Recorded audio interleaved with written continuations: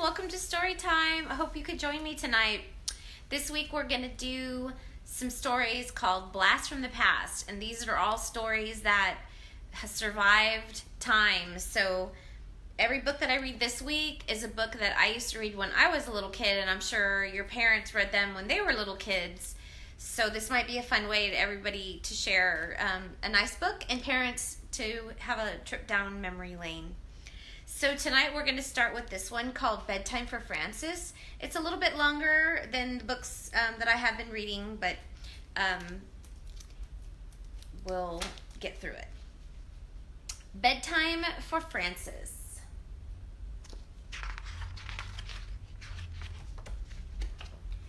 The big hand of the clock is at 12. The little hand is at 7. It is 7 o'clock. It is bedtime for Frances. Mother said, "It is time for bed." Father said, "It is time for bed." Frances says, "I want a glass of milk." "All right," said Father. "All right," said Mother. "You may have a glass of milk." And Frances drank the milk.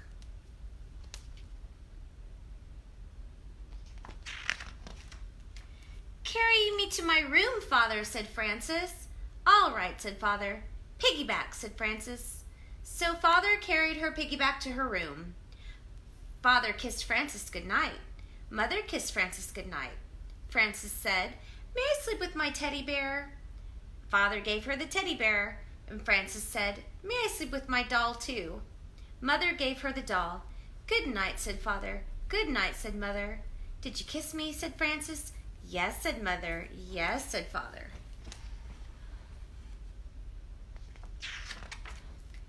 "Kiss me again," said Frances. Father kissed her again. Mother kissed her again. They closed the door. "May I have my door open?" said Frances. Father opened the door. "Good night," said Mother. "Good night," said Father. "Good night," said Frances. But Frances could not sleep. She closed her eyes. She still couldn't sleep. So she began to sing a little song about the alphabet. She made it up as she went along.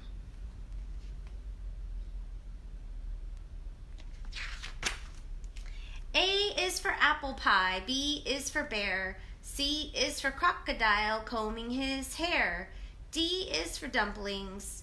And Frances kept singing through E, F, G, H, I, J, K, L, M, N, O, P, Q, and R.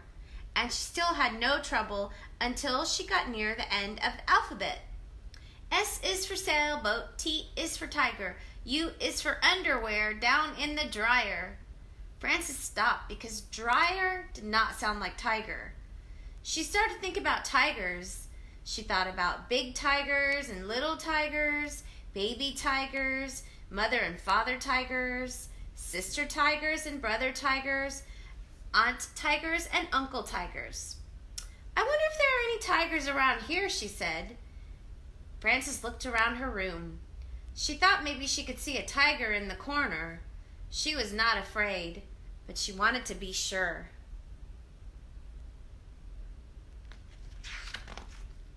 So she looked again. She was sure she could see a tiger. She went to tell Mother and Father. "There is a tiger in my room," said Frances. "Did he bite you?" said Father. "No," said Frances. "Did he scratch you?" said Mother. "No," said Frances. "Well, then he's a friendly tiger," said Father. "He will not hurt you. Go back to sleep." "Do I have to?" said Frances. "Yes," said Father. "Yes," said Mother.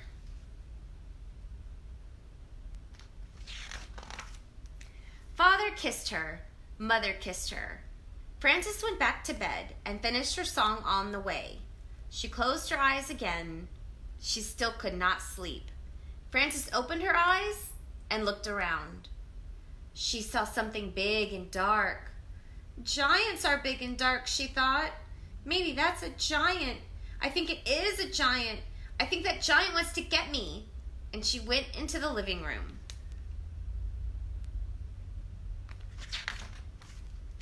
Mother and Father were watching television and having tea and cake.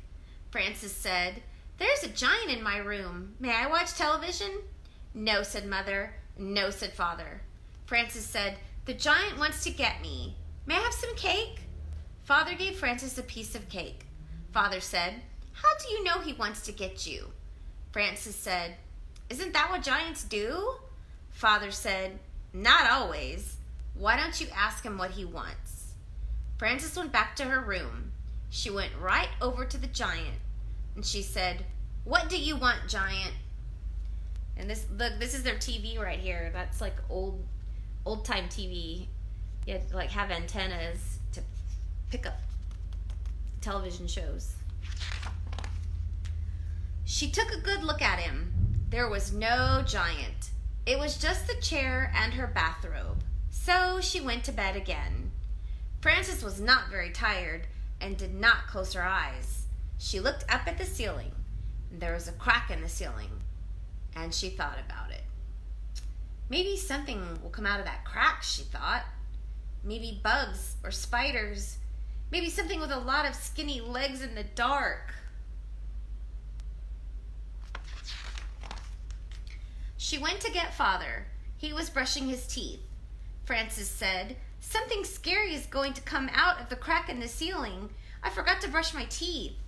Father said, "You brush your teeth and I will have a look." Frances brushed her teeth. Father came back and said, Nothing could come out of such a little crack. But if you're worried about it, get somebody to help you watch. You can take turns."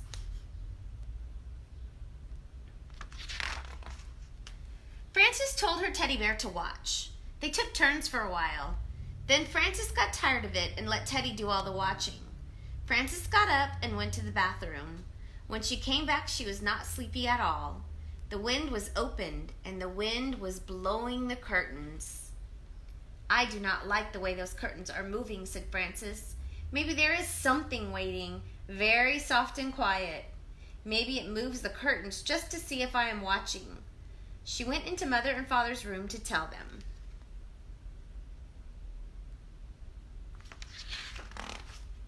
They were asleep. Frances stood by Father's side of the bed very quietly, right near his head. She was so quiet that she was the quietest thing in the room. She was so quiet that Father woke up all of a sudden with his eyes open. He said, "Oomph!" Frances said, "There's something moving the curtains. May I sleep with you?" Father said, "Listen, Frances, do you know why the curtains are moving?" "Why?" said Frances.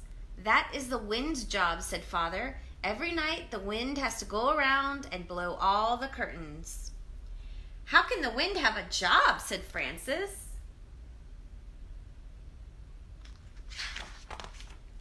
"Everybody has a job," said Father. "I have to go to my office every morning at 9 o'clock.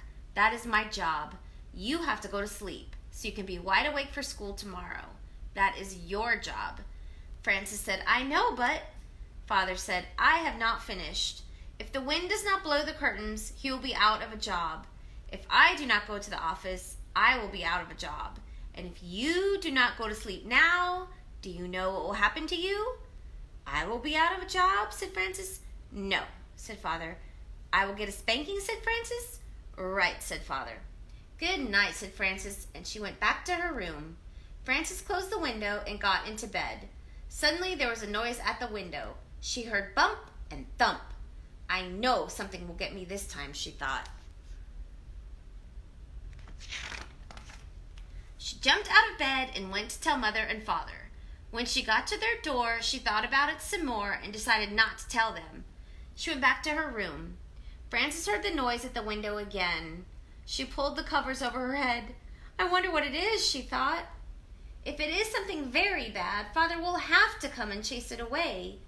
She pulled off the covers and stood on her bed so she could look out the window. She saw a moth bumping against the window. Bump and thump. Her wings smacked the glass. Whack and smack made Frances think of a spanking, and all of a sudden she was tired. She lay down and closed her eyes so she could think better. She thought, "There were so many giants and tigers and scary and exciting things before that I'm pretty tired now. That is just a moth, and he is only doing his job the same as the wind. His job is bumping and thumping, and my job is to sleep." So she went to sleep and did not get out of bed again until Mother called her for breakfast. The end. So I hope you enjoyed this story. I remember reading this story, I guess when I was in about 1st or 2nd grade, and I thought it was a really cute story. But what I was thinking about when I was reading the story was what used to scare me when I was little, and I was always scared of, in the middle of the night, getting up out of bed, so I would jump really far so that I wasn't under my bed. But what I realized now that I'm a grown-up, I realize there's nothing under my bed, and I'm not scared anymore. So you don't have to be scared either. So we'll see you tomorrow night. Good night.